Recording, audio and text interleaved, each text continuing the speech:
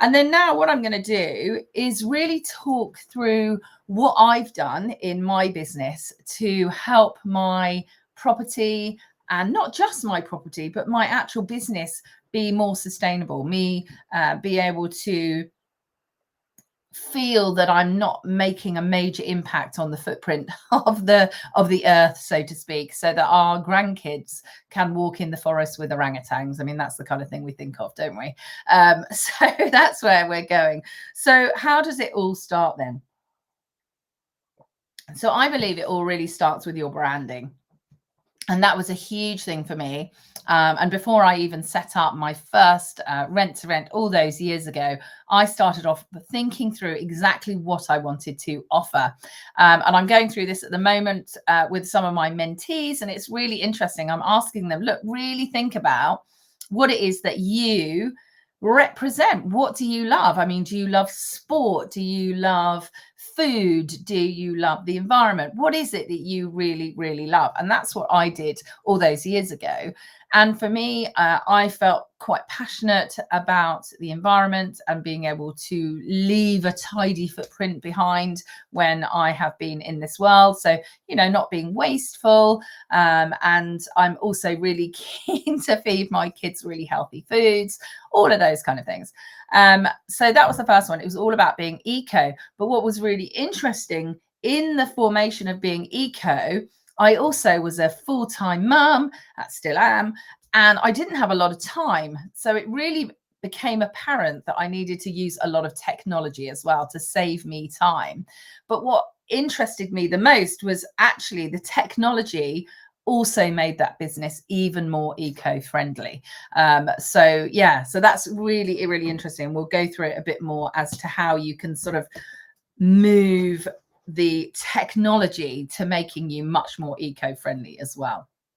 So I've got a few titles here. So I've got property features, I've got high tech, I've got supply chain, I've got how a small business can be sustainable, and also all about engaging your guests. So we shall go through those one by one. And if you've got any questions, do chuck them into the chat.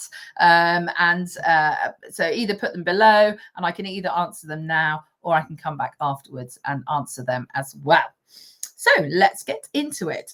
So property. So you found a property. Now it may be that you are actually developing that property. So I've been really fortunate. I was able to develop a 16 studio apartment and I made it into a hotel. So I literally had, it was actually 17 rooms, but 16, rooms with a front door, where I was able to design how we were going to do this. And absolutely everything that we looked at, it was kind of like, okay, can we have a more sustainable approach to that? How could we do that where it would make it better? What materials could we use to make it better? And one of the things that we came across was, how are we going to heat this place? Now, we literally went back to brick. So everything was ripped out, which is a really interesting point to be at. And we heard about infrared. So I don't know if anyone's heard of infrared. We used a company called iHelios, really fantastic. And they're not just infrared, they have loads more tech-based solutions to being more kind of tech, but also it results in being more eco. So when I looked at the infrared stuff, it was kind of like, one, it was like a bit scary. Do we want to really go with something that's really new?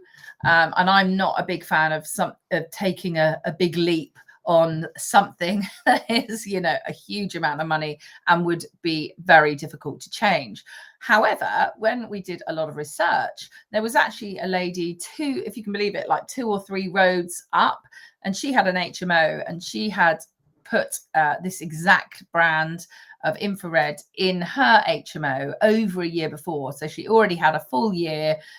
She'd already seen as if there's anything had gone wrong. So we popped round and it was really interesting.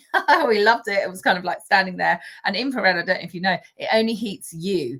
It doesn't heat the room. So whereas normal convection heating, it heats the air, and it kind of, the air rises and the cold air drops and it heats, and it's a cyclical thing, which is okay, but it can affect people with asthma because you have dust moving around all the time. You can get black mold if the air isn't moving properly. So there can be some negatives of it. But with infrared, you didn't have any of that. It's great for your health. You're literally only heating the things in the room. So just like you, it's an odd kind of sensation as well. So if you imagine it, if you're walking down a road and it's really, those really fresh, frosty mornings, and you're behind a hedge, and so you're a bit chilly, aren't you? And then you come out of the hedge and the sun is blazing at you, and suddenly you feel really warm, don't you? Well, that's kind of what infrared feels like. So it's kind of, it can be cold around you, but you still feel really warm. Not saying that it is cold, but you understand the concept. So that was a really interesting one for us. So look at all those different options. Is there something different that you can do? And then, alongside that then brought on other things such as light switches, how we're going to control the heating. So if you just have like a single rent-to-rent property, you might want to look at Hive or Nest or something like that.